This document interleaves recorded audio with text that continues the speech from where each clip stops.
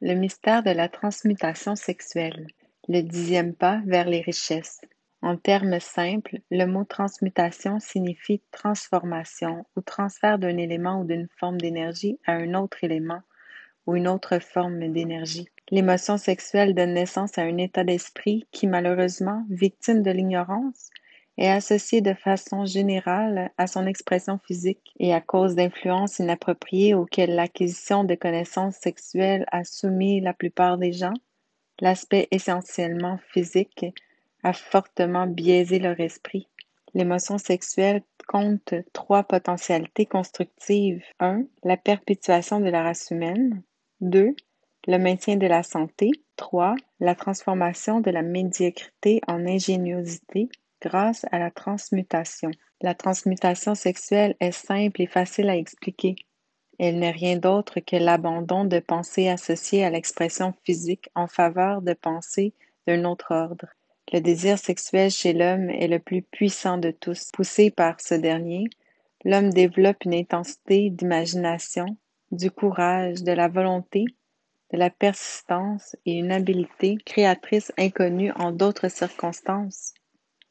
Le désir d'un contact sexuel est tellement puissant et incitatif qu'il pousse l'homme à risquer volontiers sa vie et sa réputation pour le satisfaire. Lorsque maîtrisée et réorientée, cette force motivationnelle maintient tous ses attributs: intensité d'imagination, courage, volonté, etc.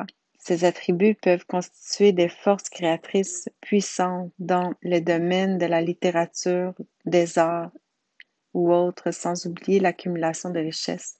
La transmutation de l'énergie sexuelle fait assurément appel à l'exercice de la volonté, mais la récompense en vaut l'effort. Inné et naturel, le désir sexuel ne peut être et ne devrait pas être refoulé ni éliminé. Par contre, il doit disposer de moyens enrichissants de s'exprimer pour le corps, l'intelligence et l'esprit. Sinon, il favorisera par la transmutation des moyens d'expression purement physiques. L'eau d'une rivière ne peut être endiguée pour un temps, mais elle se fera finalement un chemin. Il en est de même de l'émotion sexuelle. Elle peut être submergée et maîtrisée pour un temps, mais sa nature intrinsèque la pousse continuellement à s'exprimer. Si elle n'est pas transmuée en une dépense d'énergie créatrice, elle choisira un moyen d'expression moins digne. La relation entre l'accomplissement et le fort désir sexuel. À coup sûr, la personne qui a découvert comment canaliser son émotion sexuelle sous une certaine forme d'énergie créatrice est bénie. Les recherches scientifiques ont révélé les faits suivants. Les auteurs des plus grandes réalisations sont ceux qui jouissent d'un tempérament sexuel très développé, des personnes qui ont appris l'art de la transmutation sexuelle. Les hommes qui ont amassé d'importantes fortunes et accompli de grandes choses dans les domaines de la littérature, des arts, de l'architecture et des diverses professions ont tous agi et réussi sous l'influence d'une femme. Ces découvertes sont issues des recherches faites à partir d'écrits biographiques et historiques vieux de 2000 ans et plus. Là où un élément de preuve pouvait relier la vie d'une personne à ses réalisations, il indiquait de façon convaincante la présence d'un fort désir sexuel. L'émotion sexuelle est une puissance irrésistible contre laquelle un corps inflexible ne peut soulever aucune opposition. Poussé par cette émotion, l'homme est gratifié d'un cadeau, la superpuissance de l'action. Saisissez bien cette vérité et vous comprendrez l'importance de l'énoncé selon lequel la transmutation sexuelle renferme le secret de l'habileté créatrice. Détruisez les glandes sexuelles tant de l'homme que de l'animal et vous éliminez la source principale de son action. Vous en désirez une preuve? Observez le comportement d'un animal qu'on a castré. Le taureau castré, par exemple, devient aussi docile qu'une vache. L'altération sexuelle dérobe à toute créature mâle, homme ou animal, tout caractère combatif. L'effet est le même chez la femme. Les 10 stimuli de l'esprit. L'esprit humain répond à des stimuli par lesquels il peut être surexcité. au point d'atteindre de hauts niveaux de vibration appelés enthousiasme, imagination créatrice, désir ardent et autres. Ces stimuli auxquels l'esprit répond le plus librement sont le désir de l'expression sexuelle, l'amour, le vif désir de célébrité, de pouvoir ou d'un gain financier, l'argent, la musique, l'amitié avec des gens de même sexe et de sexe opposé, l'alliance de grands esprits fondée sur l'harmonie entre deux personnes ou plus, en vue d'augmenter leur croissance spirituelle et temporelle. La souffrance collective telle que ceux qui sont persécutés en font l'expérience, l'autosuggestion, la peur, l'alcool et les drogues. Parmi les stimuli les plus efficaces pour activer l'esprit et le pousser à l'action, le désir de l'expression sexuelle arrive en tête de liste. 8 de ces stimuli sont naturels et constructifs et 2 sont destructifs. Cette liste vous est donnée pour vous permettre de faire une étude comparative des sources principales de stimulation de l'esprit. Elle révèle clairement que l'émotion sexuelle est de loin le stimuli le plus puissant et le plus intense. Un sot a déjà décrit un génie comme un homme qui porte de longs cheveux, mange de la nourriture étrange et vit seul et sert de cible aux moqueurs et aux farceurs. J'offre une meilleure définition. Un homme qui a découvert comment accroître son intensité de pensée au point de pouvoir communiquer librement avec des sources de connaissances insoupçonnées et inaccessibles à la pensée ordinaire. La personne qui réfléchit posera sûrement des questions sur cette définition. La première sera: comment cette communication est-elle possible? Et la deuxième: existe-t-il des sources de connaissances qui ne soient accessibles qu'aux génies? Et si oui, lesquelles et comment peut-on les atteindre? Nous vous offrons des preuves que vous pourrez vérifier par votre propre expérience. Ce faisant, vous obtiendrez des réponses aux 2 questions posées. Le développement du génie passe par le 6e sens. La réalité du 6e sens est passablement bien établie. Ce sens est l'imagination créatrice, la faculté que la plupart des gens n'utiliseront jamais, sinon accidentellement. En effet, ils sont relativement peu nombreux à l'utiliser de façon délibérée, nourris d'un but prémédité. Par contre, les génies l'utilisent volontairement, pleinement, conscients de ses fonctions. La faculté de l'imagination créatrice est le lien direct entre l'esprit limité de l'homme et l'intelligence infinie. Toute soi-disant révélation dans le domaine de la religion et toute découverte de principes primaires ou invocateurs dans celui des inventions sont le résultat de l'intervention de l'imagination créatrice. D'où proviennent les intuitions? Lorsque les idées ou les concepts parcourent l'esprit sous forme d'intuition, ils proviennent d'une ou de plusieurs des sources suivantes. 1. L'intelligence infinie, le champ quantique. 2. Le subconscient, là où sont emmagasinées toutes les impressions sensorielles et les impulsions de pensée que les 5 sens lui ont communiquées. L'esprit d'une personne qui émet une pensée ou l'image d'une idée ou d'un concept par la pensée consciente. L'entrepôt du subconscient d'autrui. Ce sont là les sources connues des inspirations ou des intuitions. Le cerveau poussé à l'action par un ou plusieurs des 10 stimuli de l'esprit élève la personne bien au-dessus de l'horizon et lui offre la pensée ordinaire. En effet, cela lui permet de bénéficier d'une profondeur, d'une étendue et d'une qualité de pensée non accessible au niveau inférieur, des pensées telles que celles associées à la solution de problèmes d'affaires ou professionnels. Élevé à ce niveau supérieur de pensée, grâce à une forme ou à une autre de stimuli de l'esprit, un individu jouit essentiellement de la même position dont bénéficie celui qui aborde un avion volant à haute altitude, peut apprécier un horizon plus vaste que celui d'un vol à rase-motte. De plus, à ce niveau élevé de pensée, l'individu n'est pas gêné ou ou liés par un ou plusieurs stimuli susceptibles de circonscrire ou de limiter sa vision. Au moment où il tente de satisfaire ces trois besoins primaires, la nourriture, les vêtements, le logement, il habite dans un monde de pensées où ces pensées de tous les jours ont été aussi efficacement éliminées que le sont les montagnes, vallées et autres obstacles physiques de son champ de vision du haut désert. Toujours sur le plan élevé de pensée, la faculté créatrice de l'esprit est libre d'agir. Le sixième sens peut fonctionner sans entrave. Il devient réceptif aux idées qui ne pouvaient atteindre l'esprit de l'individu en aucune autre circonstance. Le sixième sens est la faculté qui distingue le génie de l'homme ordinaire. Développer la faculté créatrice. La vigilance et la réceptivité de la faculté créatrice à l'égard des facteurs extérieurs au subconscient augmentent avec l'usage.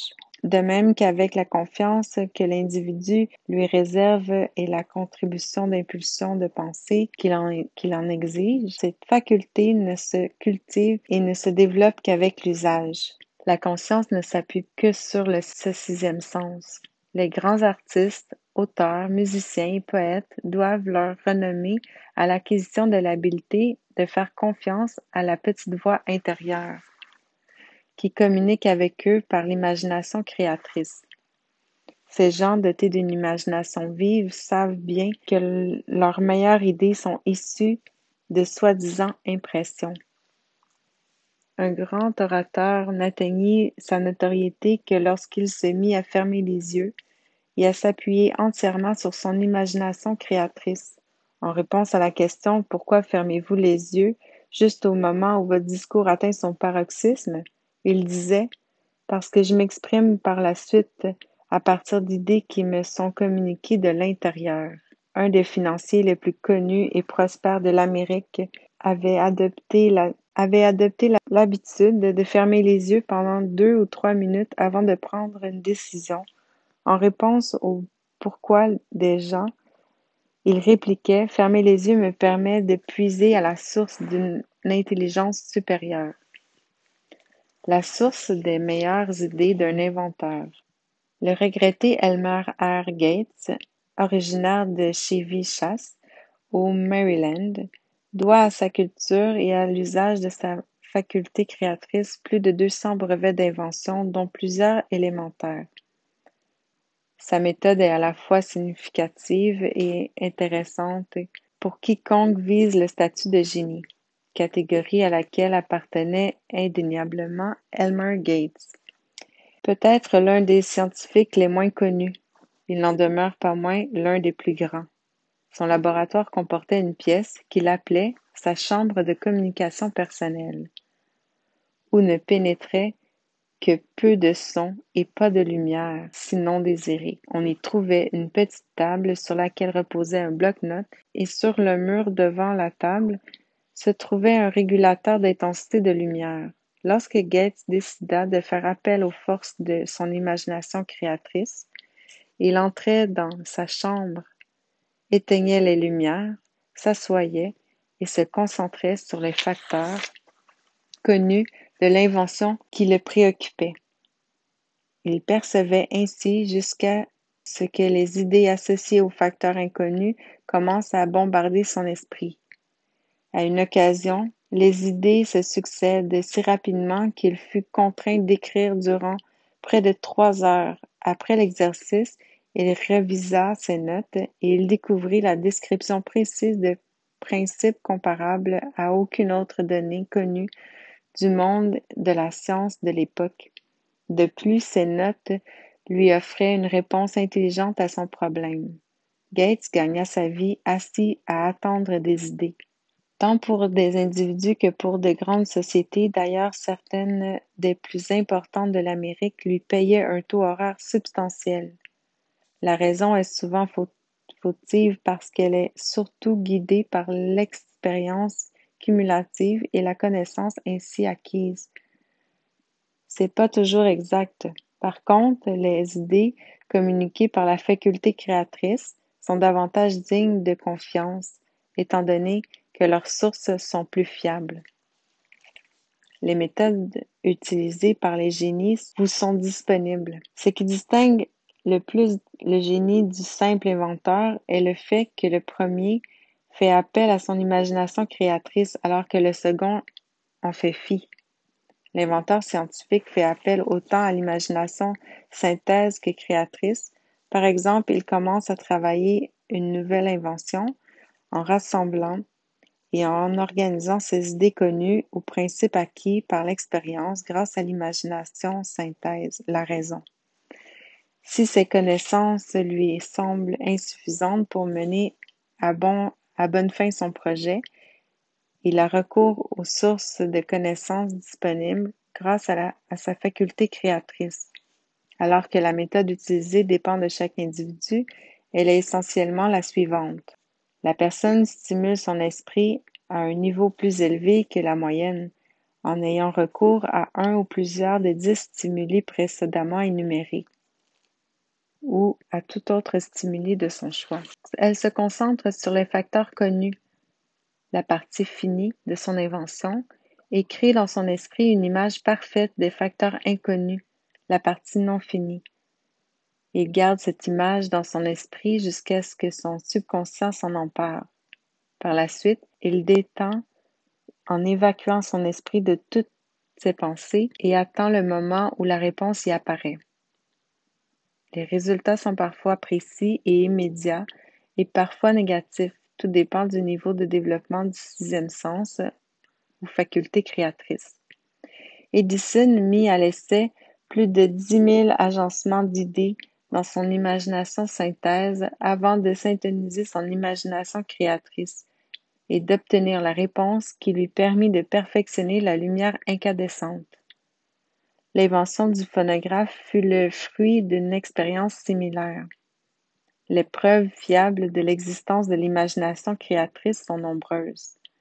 Elles sont disponibles par l'analyse fidèle de personnes qui sont devenues des leaders dans leur domaine sans l'apport d'une éducation formelle. Parmi ces gens, Lincoln sert d'exemple remarquable d'un grand leader ayant atteint la notoriété grâce à la découverte et à l'usage de son imagination créatrice. Il découvrit et commença à utiliser cette faculté lorsqu'il fut stimulé par l'émotion de l'amour qui résulta de sa rencontre avec Anne Rutledge. C'est là un énoncé manifeste de la plus haute importance associée à l'étude de la source du génie, la force motrice du sexe. Les pages de l'histoire abondent d'expériences de grands leaders dont les accomplissements peuvent être directement liés à l'influence d'une femme, laquelle a éveillé la faculté créatrice de leur esprit grâce à la stimulation de leur désir sexuel. Napoléon Bonaparte était l'un d'eux. Inspiré de sa première femme, Joséphine, l'empereur devint irrésistible et invincible, mais dès que son bon jugement ou sa raison l'incitèrent à en faire fi, il commença à décliner. Sa défaite et son exil sur l'île Sainte-Hélène ne tardèrent pas à se matérialiser. S'il était convenable de le faire, nous pourrions facilement mentionner des vingtaines d'hommes bien connus qui, après de grandes réalisations grâce à l'influence stimulante de leurs femmes, ont vu le pouvoir, l'argent et l'amour d'une autre femme les détruire. Napoléon ne fut pas le seul à découvrir que l'influence du désir sexuel issu de la bonne source est plus puissante que tout substitut d'opportunisme susceptible d'être créé par la raison. L'esprit humain répond à la stimulation. Parmi les stimuli les plus grands et les plus puissants se trouve la forte envie sexuelle. Maîtriser et transmuter cette force motrice est en mesure d'amener l'homme à un niveau de pensée élevé, niveau qui lui permettra de maîtriser les sources de soucis et d'incommodités insignifiantes qui encombrent sa route à un niveau de pensée inférieur. En guise de rappel, et par rapport aux faits tirés des biographies de certains hommes, voici quelques noms d'auteurs de grandes choses dont les forts désirs sexuels étaient notoires. Leur génie a sans l'ombre d'un doute trouvé sa source dans la source de sa puissance dans la transmutation de leur énergie sexuelle. Il s'agit de George Washington, Napoléon Bonaparte, William Shakespeare, Abraham Lincoln, Ralph Waldo Emerson, Robert Burns, Enrico Caruso, Thomas Jefferson, Elbert Hubbard, Elbert H. Gary, Woodrow Wilson, John H. Patterson, Andrew Jackson. Vos propres lectures biographiques vous permettront d'ajouter des noms à cette liste. Essayez de trouver un seul homme, toutes civilisations confondues, qui a atteint un degré de réalisation notoire dans un quelconque domaine sans l'apport d'un tempérament sexuel très développé. Si vous préférez ne pas vous appuyer sur des biographies de gens disparus, dressez la liste d'hommes que vous connaissez, auteurs de grandes réalisations, et tentez d'en identifier un qui n'est pas une telle nature. L'énergie sexuelle est l'énergie créatrice de tout génie. Jamais le monde n'a connu ni ne connaîtra un grand leader, bâtisseur ou artiste qui ne soit doté d'une force motrice sexuelle importante. Assurément, personne ne dira que tout individu de tempérament sexuel développé est un génie. L'homme n'atteint le niveau de génie que s'il stimule son esprit de manière à faire appel aux forces disponibles grâce à son imagination créatrice. En tête de stimuli, on retrouve l'énergie sexuelle. Posséder cette énergie ne suffit pas. Elle doit être transmutée pour passer d'un désir d'un contact physique à une autre forme de désir et d'action. C'est alors que la personne atteint le niveau du génie. Pourquoi peu d'hommes connaissent le succès avant 40 ans? L'étude de plus de 25 000 personnes m'a permis de découvrir que les hommes qui connaissent un fort succès n'en jouissent qu'à la quarantaine et bien souvent n'atteignent leur vitesse de croisière qu'à la cinquantaine avancée. Ce fait m'a tellement saisi que j'ai décidé d'en étudier les causes plus attentivement. J'ai découvert que la raison du succès tardif de l'homme est attribuable à l'expression physique excessive de l'émotion sexuelle, avant 40 ou 50 ans. La majorité des hommes n'apprennent jamais que le fort désir sexuel offre d'autres possibilités qui transcendent de loin l'importance de la simple expression physique. La plupart de ceux qui en font la découverte font qu'après de nombreuses années perdues au cours d'une période où l'énergie sexuelle est à son paroxysme, soit avant la quarantaine ou la cinquantaine. Cette période est normalement suivie de réalisations notoires. La vie de beaucoup d'hommes jusqu'à leurs 40 ans, et même bien au-delà, révèle une dissipation constante de leur énergie, une énergie qui aurait gagné à être dirigée vers d'autres canaux. Leurs émotions les plus subtiles et les plus puissantes sont semées aux 4 vents, d'où l'expression les passions de la jeunesse. Le désir d'expression sexuelle est de loin l'émotion la plus puissante et la plus incitative de toutes.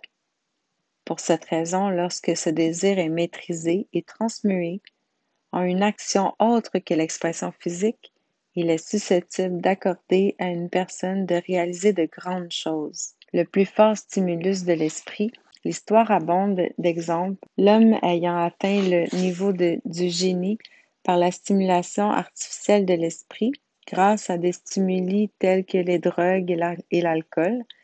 Edgar Allan Poe écrivit de Ravenne, le corbeau, sous l'influence des spiritueux, rêvant des choses dont aucun mortel n'avait osé rêver auparavant. James Whitcomb Riley produisit ses meilleurs écrits sous l'influence de l'alcool. Cela peut permettre peut-être de voir le mélange ordonné du réel et du rêve, le moulin au-delà de la rivière et la brume sur la surface de l'eau. Robert Burns atteignit le sommet de son talent sous l'influence de la drogue. mais que jamais personne n'oublie que plusieurs de ces hommes ont connu pour toute fin l'autodestruction. La nature offre à l'homme ses propres potions, lesquelles lui permettent de stimuler son esprit en toute sécurité et de le syntoniser sur des pensées pures et rares qui proviennent d'on ne sait où. Aucun substitut satisfaisant aux stimuli naturels n'a encore été trouvé. Les émotions dirigent le monde et déterminent la destinée des civilisations. L'action répond davantage aux sentiments qu'à la raison. La faculté créatrice de l'esprit agit entièrement en réponse aux émotions et non à la raison pure. Et la plus puissante des émotions est l'émotion sexuelle. Il existe bien d'autres stimuli, certains déjà mentionnés, mais aucun d'eux, ni même tous les stimuli réunis, ne peuvent égaler la puissance motrice du sexe. L'entrepôt du magnétisme personnel. Un enseignant responsable de la formation et de la canalisation des efforts de plus de 30 000 vendeurs fit la remarquable découverte que les vendeurs dotés d'un fort désir sexuel sont hautement efficaces. Cela s'explique par le fait que le trait de caractère appelé magnétisme personnel n'est ni plus ni moins que l'énergie sexuelle. Les gens qui jouissent d'un tempérament sexuel très développé débordent continuellement de magnétisme. Par la culture et la compréhension, il est possible de puiser cette force vitale et de l'utiliser très avantageusement dans le cadre de relations interpersonnelles. Cette énergie peut être communiquée à d'autres grâce aux médias suivants. La poignée de main. Le contact de la main révèle instantanément la présence ou l'absence de magnétisme. Le ton de la voix. Le magnétisme ou l'énergie sexuelle est le facteur duquel la voix tire sa couleur, sa musique et son charme. La posture et la démarche. Les personnes animées d'un fort désir sexuel se déplacent rapidement, mais avec grâce et aisance. La vibration de pensée. Les vibrations de pensée. Ces personnes ajoutent à leurs pensées les émotions sexuelles même à volonté parvenant ainsi à influencer ceux qui les entourent. La façon de se vêtir. Ces gens sont habituellement très préoccupés par leur apparence et choisissent généralement des vêtements qui correspondent à leur personnalité physique. Lorsqu'ils embauchent des vendeurs, le directeur de vente le plus habile fait du magnétisme personnel son exigence principale. Les personnes qui manquent d'énergie sexuelle ne seront jamais enthousiastes et forcément ne peuvent communiquer leur enthousiasme aux autres.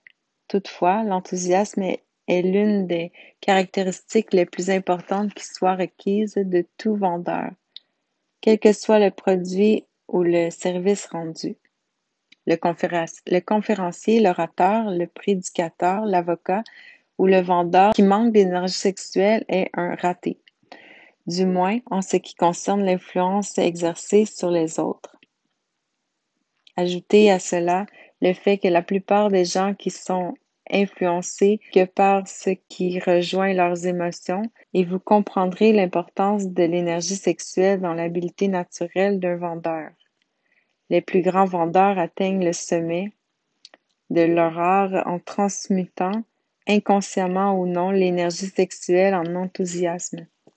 Cet énoncé est porteur d'une suggestion pratique qui explique la véritable signification de la transmutation sexuelle.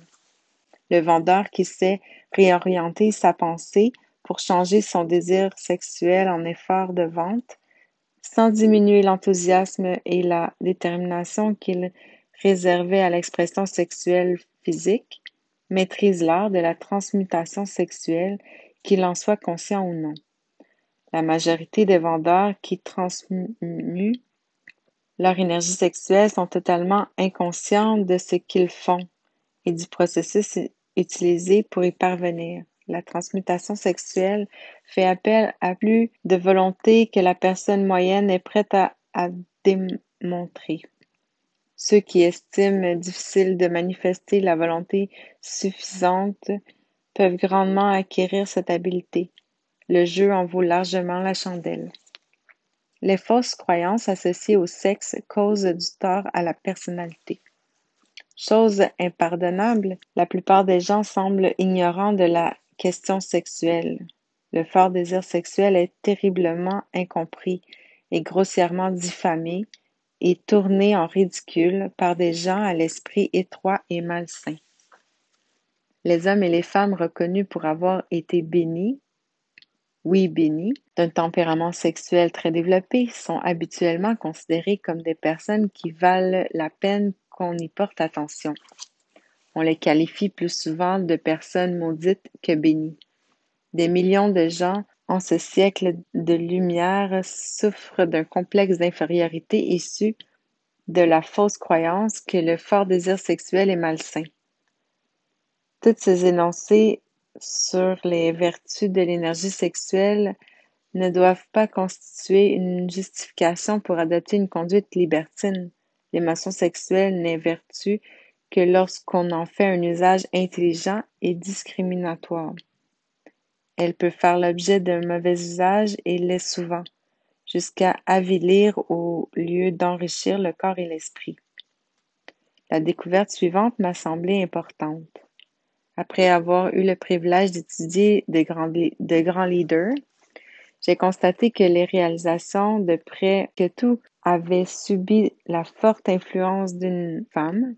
Dans bien des cas, la femme concernée faisait preuve d'abnégation et de modestie et était à toute fin utile inconnue du grand public. Par contre, en certains cas, la source d'inspiration était attribuable à une autre femme. Toute personne intelligente sait qu'une stimulation excessive par l'usage de drogues ou l'absorption de boissons alcoolisées n'est qu'une forme destructrice d'intempérance. Toutefois, tous ne savent pas qu'une complaisance sexuelle démesurée peut se transformer en une habitude aussi destructrice et préjudiciable à l'effort créatif que les drogues ou l'alcool. L'homme démesurément assoiffé de sexe diffère peu du toxicomane, puisque tous deux ont perdu la maîtrise de leur raison et de leur volonté. Plusieurs cas d'hypocondrie, d'une maladie imaginaire, proviennent d'habitudes adoptées par ignorance de la vraie fonction du sexe. Il est manifeste que l'ignorance de la transmutation sexuelle impose d'une part de sérieuses pénalités à la personne qui en fait montre et d'autre part la prive de bénéfices tout aussi formidables. L'ignorance largement répandue concernant le sexe est attribuable au fait que le sujet a été entouré de mystères et d'un silence obscur. Cette conspiration a eu le même effet sur l'esprit des jeunes gens qu'a eu la psychologie de la prohibition, curiosité accrue, désir d'acquérir plus de connaissances sur le sujet verbotin, et à la honte de tous les législateurs et de la plupart des médecins qui, par leur formation, sont les plus qualifiés pour enseigner les jeunes sur cette question. L'information reste peu disponible. Les années fructueuses après 40 ans, peu de gens s'engagent dans un effort hautement créatif avant d'avoir atteint 40 ans. L'homme moyen atteint le summum de sa capacité créatrice entre 40 et 60 ans. Ces conclusions sont basées sur l'étude et l'observation minutieuse de milliers de personnes. Elles devraient servir d'encouragement à tous ceux qui n'ont pas encore atteint la quarantaine et surtout à ceux qui craignent cet âge où ils s'estimeront vieux. En général, la période entre 40 et 50 ans est la plus fructueuse. Par conséquent, les gens devraient l'anticiper, non habités de crainte et de tremblement, mais d'espoir et d'une vive attente. Vous désirez des preuves que la plupart des hommes n'atteignent pas le sommet de leur performance avant 40 ans. L'étude des hommes les plus prospères vous en donnera. Les réalisations d'Henry Ford n'adaptèrent pas leur vitesse de croisière avant que l'industriel n'atteigne le début de la quarantaine. De même, Andrew Carnegie était plus près de 50 ans que des 40 ans lorsqu'il commença à récolter les fruits de ses efforts. Et que dire de James G. Hill? À 40 ans, il était encore opérateur de télégraphe. Ces incroyables réalisations sont survenues par la suite. Les biographies de grands industriels et financiers abondent de preuves que la période s'étalant entre 40 et 50 ans d'une personne est sa plus productive. Entre 30 et 40 ans, l'homme commence à apprendre, s'il apprend jamais, l'art de la transmutation sexuelle. Cette découverte, le plus souvent accidentelle, échappe majoritairement et totalement à la conscience de celui qui l'a faite. Peut-être observera-t-il que sa puissance de réalisation s'est accrue entre ses 35 et ses 40 ans, mais dans la plupart des cas, l'individu ignora les causes de ce changement. La nature commence à harmoniser les émotions de l'amour et du désir sexuel entre l'âge de 30 et de 40 ans, permettant ainsi à l'individu de puiser ses grandes forces et de s'en servir comme stimuli pour passer à l'action. Accéder à l'entrepôt de vos émotions. En lui-même, le désir sexuel constitue une forte envie d'agir. Mais comme le cyclone, sa puissance est souvent incontrôlable. Lorsque l'émotion amoureuse se mélange à celle du désir sexuel, il en résulte la pondération, le calme, la justesse de jugement et l'équilibre. Quelle personne ayant atteint la quarantaine est victime de malchance au point d'être incapable d'analyser ses énoncés et de les corroborer par ses propres expériences? Poussé par le désir de plaire à une femme, sur l'unique base de l'émotion sexuelle, l'homme peut être capable des plus grandes réalisations. Et il l'est habituellement.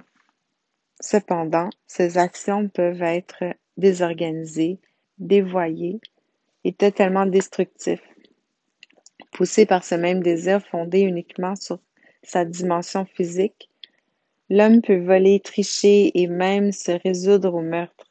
Par contre, lorsque l'émotion de l'amour s'ajoute à celle du désir sexuel, les actions de ce même homme seront guidées par l'intégrité, l'équilibre et la raison. L'amour, la tendresse et le désir sexuel sont tous trois des émotions capables de pousser l'homme au paroxysme de la réalisation de soi. L'amour est l'émotion qui fait œuvre de soupape de sûreté. Elle assure l'équilibre et le calme et favorise l'effort constructif. Lorsque ces trois émotions sont réunies, elles sont en mesure de propulser l'homme au niveau du génie. Les émotions sont des états d'esprit. La nature a doté l'homme d'une chimie de l'esprit, dont le fonctionnement est similaire à celui de la chimie de la matière. C'est un fait bien connu que le chimiste est capable de mettre au point un poison mortel en mélangeant certains éléments qui, en eux-mêmes, sont inoffensifs lorsqu'ils sont utilisés dans une bonne proportion. De même, le mélange de certaines émotions peut constituer un poison mortel. L'émotion du désir sexuel, ajoutée à celle de la jalousie, par exemple, peut transformer une personne en une bête démente. La présence d'une ou de plusieurs émotions destructrices dans l'esprit concocte un poison, grâce à sa chimie capable de détruire tout sens de justice et d'équité. Le chemin qui mène au génie nécessite de développer la maîtrise et l'usage des trois émotions du désir sexuel. Le chemin qui mène au génie nécessite le développement, la maîtrise et l'énergie des trois émotions du désir sexuel, de l'amour et de la tendresse, selon le procédé suivant. Laisser les émotions dominer ses pensées et décourager la présence de toute émotion destructrice. L'esprit est une créature d'habitude qui raffole des pensées dominantes, dont il est nourri. Grâce à la volonté, une personne est capable de décourager la présence d'une certaine émotion et d'encourager la présence d'une autre. La maîtrise de l'esprit par la puissance de la volonté n'est pas difficile. Elle est le résultat de la persistance et de l'habitude. Le secret de la maîtrise réside dans la compréhension du processus de transmutation. Lorsqu'une émotion négative pénètre l'esprit, elle peut être transmuée en émotion positive ou constructive par la simple transformation de pensée. L'effort volontaire est le seul chemin qui mène au génie. L'homme peut atteindre de hauts sommets de réalisation de soi dans les domaines de la finance ou des affaires en ne comptant que sur la force motrice de l'énergie sexuelle. Mais l'histoire abonde de preuves que son succès peut s'accompagner de traits de caractère qui le privent de l'habilité de conserver sa fortune ou d'en profiter. Et c'est habituellement ce qui se produit. Cela est digne d'être analysé, réfléchi et médité, parce que c'est l'énoncé d'une vérité dont la connaissance peut être utile tant aux hommes qu'aux femmes. Par contre, son ignorance a coûté à des milliers de personnes, même comblées de richesses, le privilège de goûter au bonheur. Quiconque a vraiment aimé n'est jamais totalement perdant. Les souvenirs d'amour ne s'effacent jamais. Ils subsistent, guident et influencent bien au-delà de la mort, de la source qui les fait naître. Rien de neuf à cela. Toute personne touchée par l'amour authentique sait qu'il laisse des traces durables sur le cœur. L'effet de l'amour persiste parce que, par nature, l'amour est spirituel. L'homme ne peut être poussé vers le haut sommet de réalisation par l'amour et sans espoir, il est mort bien qu'il semble vivant. Rappelez-vous votre passé et baignez votre esprit de merveilleux souvenirs d'amour. Cela amenuisera l'influence de vos soucis. Le procédé vous offrira une façon d'échapper aux réalités désagréables de la vie et peut-être, qui sait, que durant cette retraite temporaire dans le monde de la fantaisie, surgiront des idées ou des plans qui modifieront le statut financier ou spirituel de votre vie. Vous vous croyez victime de l'infortune parce que vous avez aimé et perdu? Dites adieu à cette pensée. Quiconque a vraiment aimé n'est jamais totalement perdant. L'amour est bizarre et engendre des sauts d'humeur. Il vient et va comme bon lui semble, et sans avertissement. Alors acceptez-le et jouissez-en, tant et aussi longtemps qu'il sera présent. Mais ne vous souciez nullement de son départ.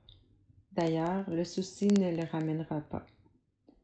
De plus, faites peu de cas de la pensée selon laquelle l'amour ne passe qu'une fois. L'amour peut passer à partir d'innombrables reprises. Bien que chaque expérience affecte l'individu d'une manière différente, l'une de ces expériences peut laisser, et c'est habituellement ainsi, qu'une marque plus profonde sur le cœur que toutes les autres. Par contre, toute expérience est bénéfique, sauf pour celui qui est désabusé et plein de ressentiment lorsque l'amour le quitte. L'amour ne devrait pas être une source de déception. Et la déception n'existe pas si les gens savait distinguer l'amour du désir sexuel. La différence principale entre les deux émotions est la suivante. Alors que l'amour est spirituel, le désir sexuel est d'ordre biologique. Sinon, par ignorance et par jalousie, aucune expérience humaine qui touche profondément le cœur ne peut blesser.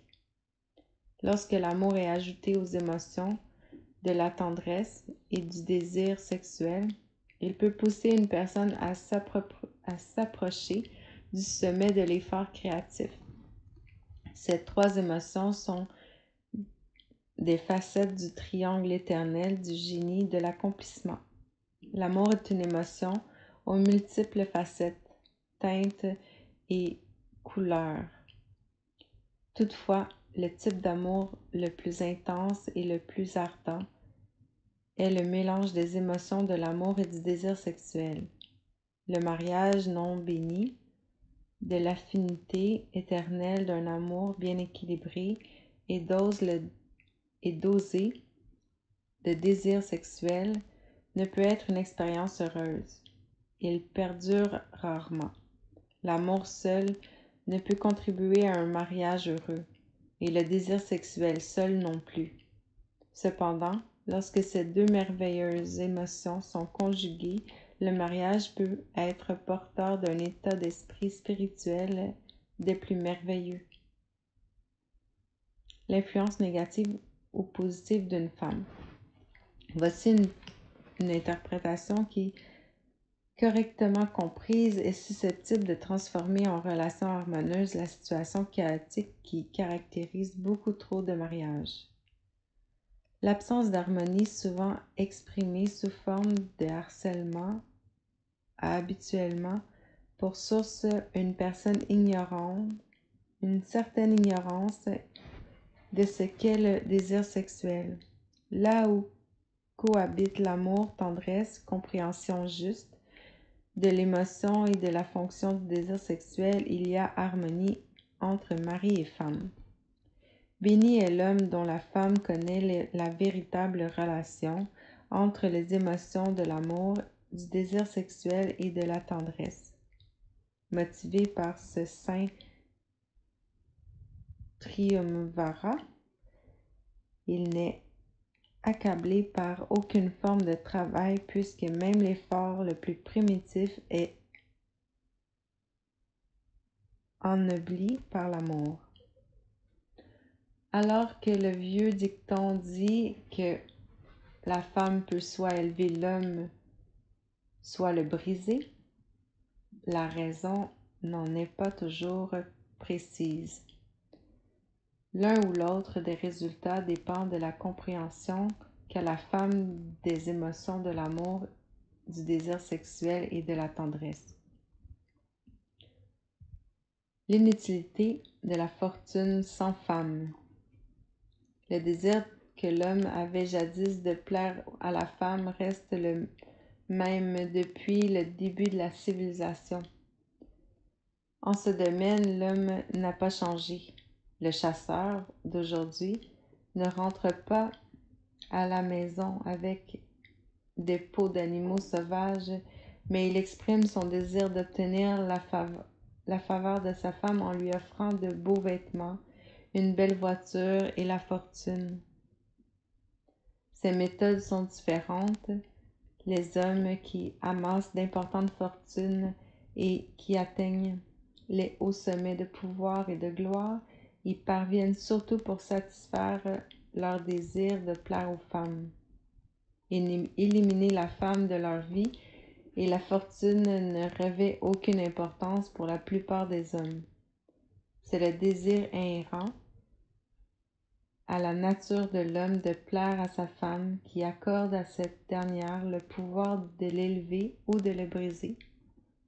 La femme qui connaît la nature de l'homme et qui y répond avec tact n'a pas à craindre la concurrence des autres femmes. L'homme peut s'élever en géant doté d'une volonté tenace lorsqu'il traite avec d'autres hommes, mais il se laisse facilement mener par la femme qu'il a choisie. La plupart des hommes n'admettront pas qu'ils sont facilement influencés par leur femme parce qu'il est de leur nature de vouloir être reconnus comme le sexe fort. La femme intelligente sait reconnaître ce trait de caractère typique de l'homme et évite très sagement de s'étendre sur le sujet. L'homme, certains hommes se savent facilement influencés par les femmes de leur vie, épouses, mères ou sœurs, mais ils évitent avec tact de se rebeller contre cette influence. Ils sont suffisamment intelligents pour savoir qu'aucun homme n'est heureux ou complet sans l'influence bénéfique de la bonne femme. L'homme qui refuse cette importante vérité se prive lui-même de la puissance qui a aidé plus d'hommes à connaître le succès que toutes les autres puissances réunies. L'homme qui refuse cette importante vérité se prive lui-même de la puissance qui a aidé plus d'hommes à connaître le succès que toutes les autres puissances réunies.